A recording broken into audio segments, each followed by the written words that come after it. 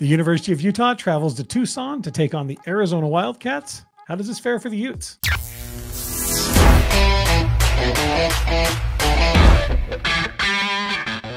If you are part of the 95% of our audience that is not subscribed, please consider doing so. Thank you. So let's go ahead and jump right into it. Let's go ahead and first talk a little bit about University of Utah football, shall we? Okay, so we have the University of Utah rolling down to Arizona. Break it down there. Just tell me what you think about this Arizona team. What do you think is that Utah is rolling into here? This Arizona team is scary, my friend. Okay. They're scary. They are very similarly built to the University of Utah. They have a great rushing defense. I mean, they've actually got a great defense, period. They've got a freshman quarterback that took over midseason. He's looking really good so far. But there's definitely some areas that Utah has advantages in. See what we think, man. You know what I mean? Yeah. So well, Arizona is favored by 1 at home. by one, the line's 1. The line that I checked, it was 1 at the time. Okay. Before shooting this, it was 1. Yeah, they're coming off of escaping Colorado with wind over the Buffaloes last weekend. They're in the middle of a 4-game winning streak with wins over UCLA, Colorado, Oregon State, and Washington State. So, but there are a couple of escape wins for them as well this season. So, tell me about it. What do you think about Arizona that's scaring you the most? Yeah, so let's jump into just some of the statistics here. Arizona is currently ranked 34 nationally on defense, allowing 334.7 yards per game. They are ranked number 13 in rushing defense and number 81 in passing defense. So let's keep that 81 in passing defense, put a little star by it for now. Okay. They are ranked number 30 nationally in offense with 437.9 yards per game. That's one of the better offenses that the Utes have seen this year, minus Oregon and Washington. Okay. They're currently using Noah Fafita at quarterback. He's a 5'11 freshman from the state of California out of high school. He's having a fantastic season. He's 165 for 224 on the season, which is good for about 70% completion rate. He's thrown for 1,735 yards, 16 touchdowns to 4 interceptions. They did make a mid-season change at quarterback. They started the season with Jaden DeLaura, who, I mean, we've seen quite a bit of him. He's been with them for a couple of years now. But Noah Fafita's really taken over that role and done a fantastic job. I do want to show, I watched quite a bit. I do want to say I watched quite a bit of tape on Noah Fafita. They do throw a lot of passes into the flats. Typically, the Utes do defend that really well. Yep. They've got linebackers to get to the ball really quick, and our edge rushers can't be blocked as easily as a lot of players. So that does help your completion percentage for one, and it also is something that Utes do really well is defend those passes in the flat. Yeah, on the Arizona side, something you want to keep an eye on is Jonah Coleman. He's a sophomore running back. He has been racked in the last game against Colorado. He racked up 179 yards on 11 carries last week. On the season so far, he's got 643 yards. He's got an average carry of 6.7 yards per carry. Yep. So, I mean, he's a stud, dude. That's who the Utah defense is going to go up against. Yeah. He's very shifty. He runs really hard through the holes. He's a fantastic talent.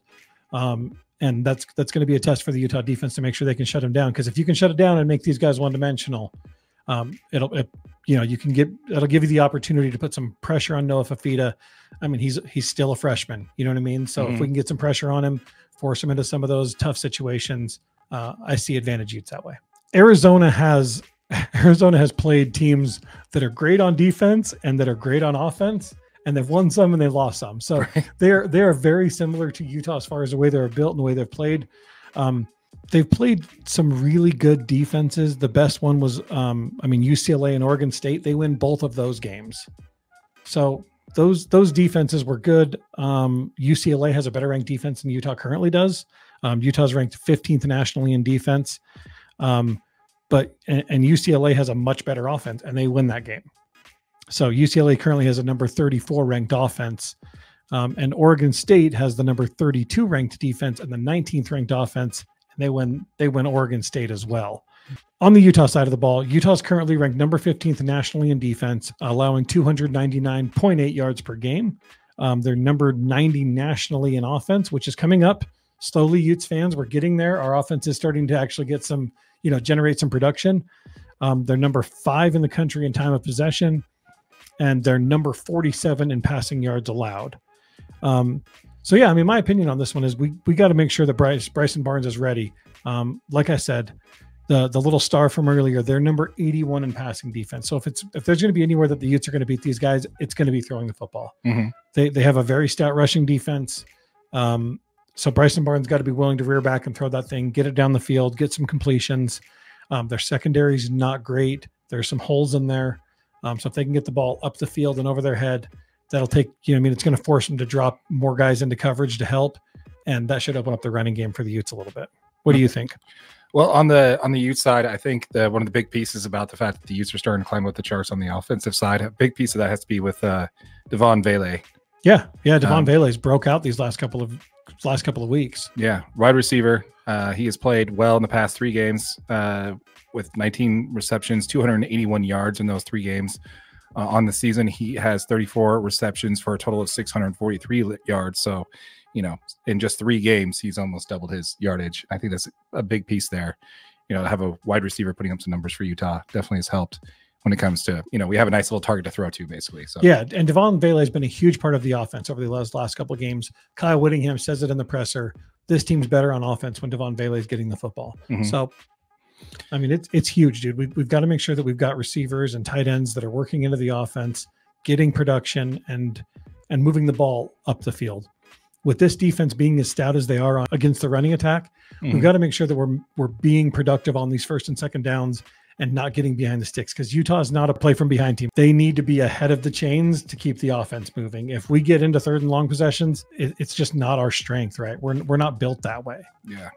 I mean, it's going to be the same story as always. The Utes coming in on this, losing 2 out of their last 3. So Utah's got a shot to kind of get back in the winning column here. Yeah. I really feel like, just like you mentioned earlier, is that this is a very similar to Oregon State and Washington. This is going to be, a very similar test to those 2 teams when it comes to both the offense and defensive side.